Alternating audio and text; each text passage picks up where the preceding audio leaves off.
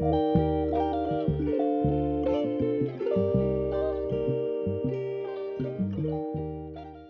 morning. The January jobs report will not be released as scheduled Friday due to the partial government shutdown.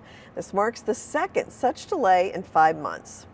Data collection is already finished, but the shutdown has nonetheless forced a delay in the schedule. The Bureau of Labor Statistics spends the days before a release collating the data and assembling the public report. Well, jury selection in a landmark trial examining whether social media platforms are addictive for children was delayed after Meta's lead attorney fell ill. That pushed back proceedings in a case that could include testimony from company founder Mark Zuckerberg.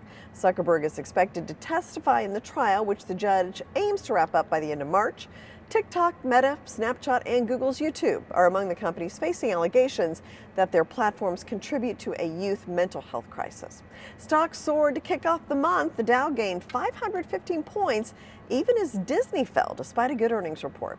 And caregiving responsibilities, including the cost of childcare, was the #1 driving factor that led women to leave the workforce voluntarily last year. That's according to new data from Catalyst. Some 42% of women who quit cited caregiving concerns as the top reason, followed by nearly 1 in 5 women reporting low pay as a contributing factor.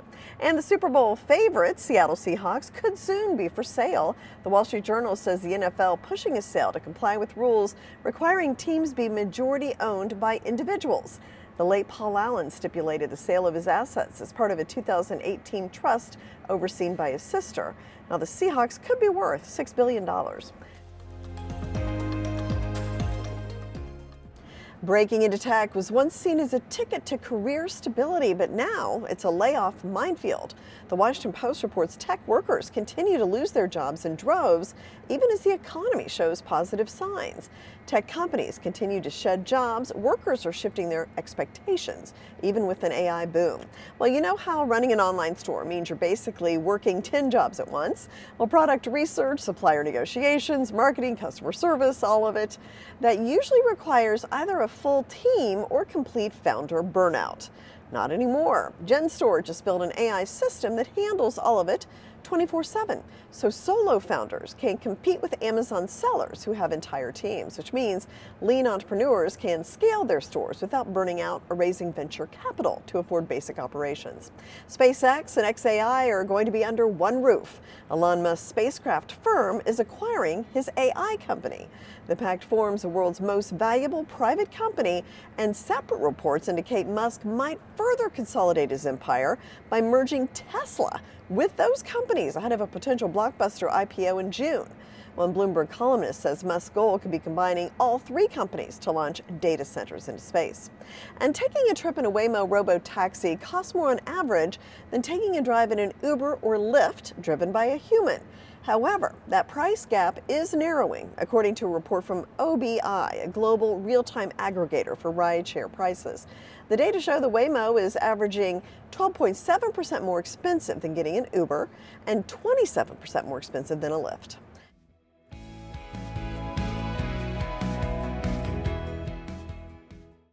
Florida farmers are taking measures to protect their crops from freezing temperatures. One farmer says his lemon trees are already showing signs of damage, while strawberry crops are being protected with ice. The cold weather's impact may affect next year's yields as well. Florida's orange harvest is already expected to fall to the lowest in nearly a century as shrinking groves continue to offset improvements in yields. Well, there's a big merger in the oil patch. Devon Energy and Coterra Energy are combining. It's a $58 billion deal. It would make the combined company a top producer in the Permian Basin.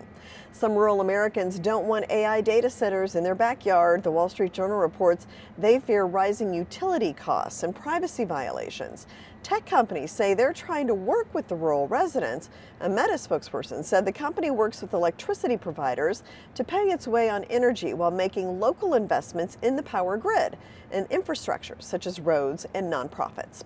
Well, Tyson Foods said quarterly profit fell as the lowest U.S. cattle supply in 75 years continues to squeeze the meat packers. Tyson and rivals are facing a cattle shortage on American pastures, driving beef prices to record levels. The company, meanwhile, raised the full-year profit outlook for its chicken business, which is benefiting from strong demand for nuggets and wings. A recent study found that consistently drinking large amounts of alcohol and larger averages for lifetime alcohol consumption might increase the risk of colorectal cancer. And it found 2 or more drinks a day increased colon cancer risk by 91%. The authors suggest their findings indicate the current drinkers who drink at a moderate level at some points or points in their lives and former moderate to heavy drinkers did not have a higher risk for developing colorectal cancer. Well, about 79% of people with high blood pressure have failed to get it down to a healthy level. That's according to findings published in the Journal of the American Medical Association. That does put them at higher risk of heart disease and dementia. Researchers say the key takeaways from the study are that there are many people who are not being adequately treated for high blood pressure, while there are certainly many opportunities to be able to treat them. And there's a lot of buzz about longevity these days. A new study finds genes account for 50% of human lifespan, about twice as much as previously thought. The Weizmann Institute of Science found exercise and diet also play important roles. From the New York Stock Exchange, I'm Jane King. Here's to your health.